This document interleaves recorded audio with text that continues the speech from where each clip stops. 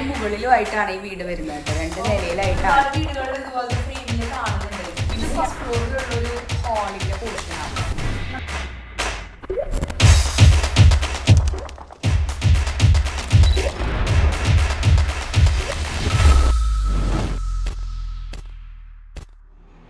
നമസ്കാരം. Boss green building സൊല്യൂഷൻസിന്റെ ഏറ്റവും പുതിയ വീഡിയോയിലേക്ക് എല്ലാവർക്കും സ്വാഗതം. തൃശ്ശൂർ ഒല്ലൂര് കമ്പനിപ്പടിക്ക് അടുത്തുള്ള പോറോത്തും HP ബ്രിക്ക് ഉപയോഗിച്ച് പണി നടക്കുന്ന ഒരു വീട്ടിലാട്ടോ ഞാൻ നിൽക്കുന്നത്. അപ്പൊ ഈ വീടിന്റെ 2ാമത്തെ വീഡിയോ ആണ് ഈ ചെയ്യുന്നത്.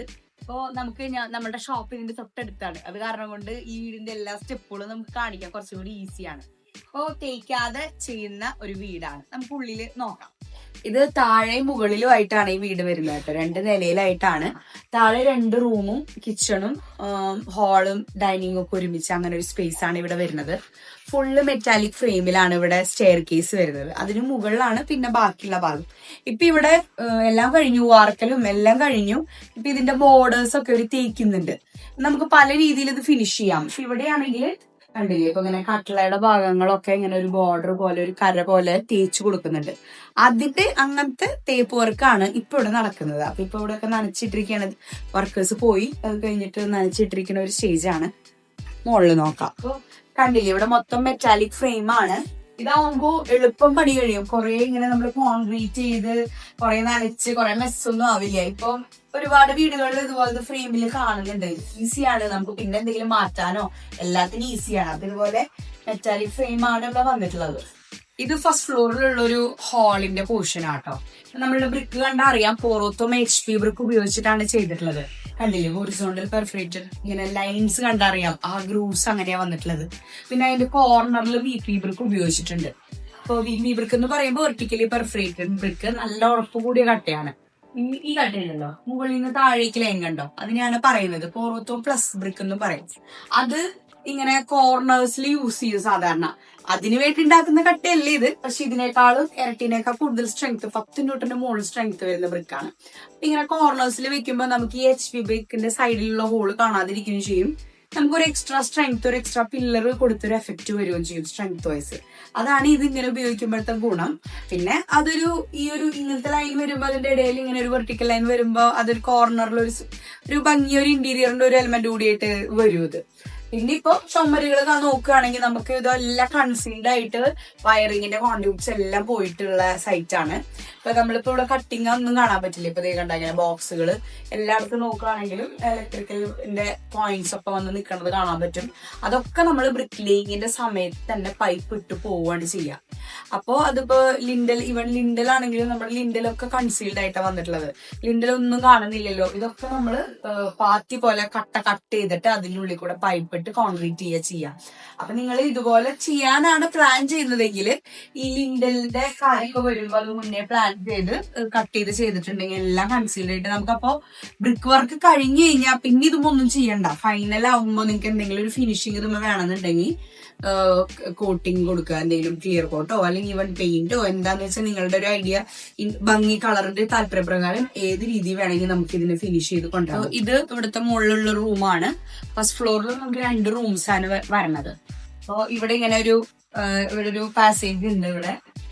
ഇവിടെയും ഒരു റൂമാണ് വരുന്നത്. റൂംസിലാണെങ്കിലും നമുക്ക് എക്സ്പോസ്ഡ് ആയിട്ടൊക്കെയാണ് ചുമരുകളൊക്കെ വന്നിട്ടുള്ളത് കേട്ടോ. ഇവിടെ ചുമര് ചെറിയ റൂംസ് ആണ് വരുന്നത്. ബാത്ത് അറ്റാച്ച്ഡ് ആയിട്ടുള്ള റൂമാണ്.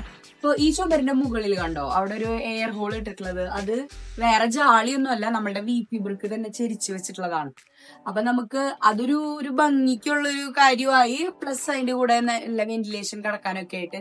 ഈ പോർഷൻ ഇങ്ങനെ മാത്രമല്ല കേട്ടോ, നമുക്ക് പ്രോപ്പർ ജാളി പോലെ നമ്മുടെ ബ്രിക്ക് തിരിച്ചു വെച്ചിട്ടും ഇങ്ങനെ ചെരിച്ചു വെച്ചും ഹാഫ് ബ്രിക്ക് ആക്കിയിട്ടൊക്കെ യൂസ് ചെയ്യാറുണ്ട്. അപ്പൊ ഈ വീട്ടില് എയർ ഹോൾ ആയിട്ട് ഇങ്ങനെയാണ് കൊടുത്തിട്ടുള്ളത്. അതിന് ചുറ്റും സിമെന്റ് പരിക്കനില് ഇങ്ങനെ ചെറിയൊരു കര പോലെ ചെയ്തിട്ടുണ്ട്. അപ്പൊ അതും ഒരു ഭംഗിയാണ് കാണാനായിട്ട്. പിന്നെ ഇപ്പൊ ഇവിടെ നമ്മളുടെ ബ്രിക്ക് കണ്ടിട്ടുണ്ടെങ്കിൽ ഇങ്ങനെ പർഗോള ചെയ്യാൻ വേണ്ടിയിട്ടും നമ്മുടെ ബ്രിക്ക് തന്നെ ഉപയോഗിച്ചിട്ടുണ്ട്. വേറെ നമ്മളുടെ സിമെന്റ് മണല് ചെയ്തിട്ട് പില്ലറോ അങ്ങനെയല്ല, കോൺക്രീറ്റ് ചെയ്യാണ്ട് ഇങ്ങനെ നമ്മുടെ കട്ട വെച്ചിട്ടുണ്ട്. ത്രൂ ഔട്ട് നമുക്ക് താഴേന്ന് ഇങ്ങനെ ഈ ഡബിൾ ഹൈറ്റ് പോർഷനിൽ ത്രൂ ഔട്ട് ഒരു ഏരിയയിൽ വന്നിട്ടുണ്ട്.